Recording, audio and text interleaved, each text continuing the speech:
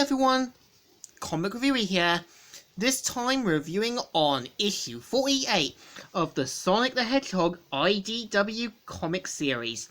Now, as you know, I have been reviewing and going through the Sonic IDW series the same way I'm doing with Beast Wars Transformers, covering up to the end of the story arc. So, issue 48 is meant to have the Team Chaotix doing some investigating after the events with Surge and Kitsumi in issue 1 and 2 of the Imposter Syndrome comics. And let's go on the story. It starts off with Vector and SBO stopping by Night the Owl's radio station, and we see the Rooster character saying, "About time you two got here. Come on in and collect the little terror. And don't do anything dumb during the day, 'cause Night can't help you." And of course, we see how Night is impressed with Tommy picking out the songs, helping people's problems, and turns out they were returning some library books because Tommy got banned for life and didn't want to upset him. So of course, Night kind of gives Vector details on people's problems that happened back with Surge and Kitsumi, but they don't know who they are. And we see SBO saying, "Power surge, traffic problems. Sounds like these people are dealing with a bad thunderstorm, not crime. Knight's got a good nose for these things. Has he ever let us do wrong before? He certainly let us into trouble before. Trouble doesn't tend to get us paid." And they see that they're going to have to kind of go the easy route by using Tommy to fly. And of course, as soon as they see what's going on, they basically see everyone getting into arguments and asking what's going on. I like how there's a cameo of Wally from Where's Wally? And of course, we see how one of the bystanders, who looks like Winkly Crinkly from OKKO, saying, "I know who done it! I saw them coming out of the sewer! It was a Central City! Mutant monster crocodile! Had to be!" "Oh!" And points at them being down there. So we see SBO, Vector and Tommy going in, them saying, "How's it looking?" "Promising." And as soon as they see some of the details and damages that's happened, they decide to go and find whoever's bringing a giant box through, but they end up causing the person to flee. And of course, we see Tommy saying, "This way, follow me." "Where?" And of course, they can't really go through because there's been a giant bad smell, and they decide to retreat.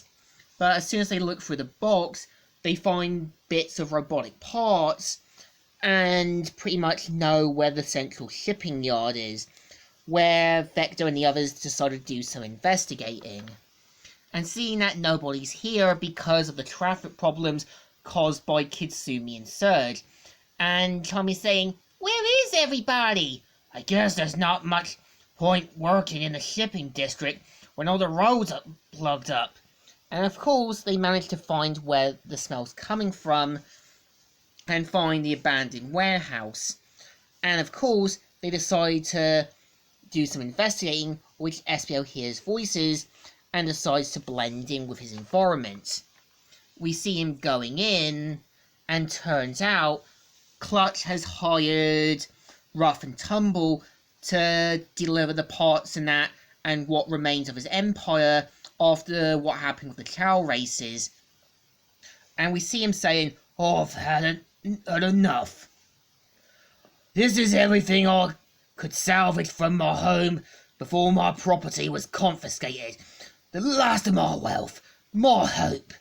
Stuck here with no way to get it out of the city to my buyers because the whole city been turned upside down. All because you got sponked by some third-rate gumshoes who weren't even looking for you." And of course, hears something through and decides to use his cane gun and tells them to redeem themselves by taking on Espio. And we see Vector and Charmy helping through, and Clutch saying, "That's your cue, boys. You tracked us down. Think we're humble? But you'll never tangle with Rough and Tumble." So of course we see how Vector and Charmy make quick work of Rough and Tumble, and we see how SBO brings through Clutch to reveal that they aren't really caused any of the problems, but they're still going to take them in. And even destroys even Vector destroys Clutch's last bits of shipments, destroying whatever was left of his empire, saying, "Looking like all your stuff's gone too bad." And we see how Clutch says, "Of course, there's just one thing. Might these be your son? How did you?" And of course, makes a quick break for it. And of course, they know that their case had gone away, and now they know that Clutch and Rough and Tumble didn't cause the city to get messed up, but they know something could have done this, and knowing the trail's now gone cold. And this is the story.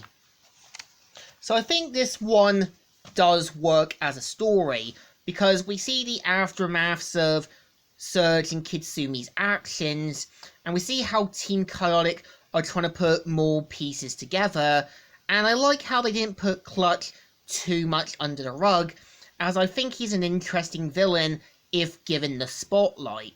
So I think it deserves a thumbs up. Still good, and still alright. So, Comic Reviewer here, signing out.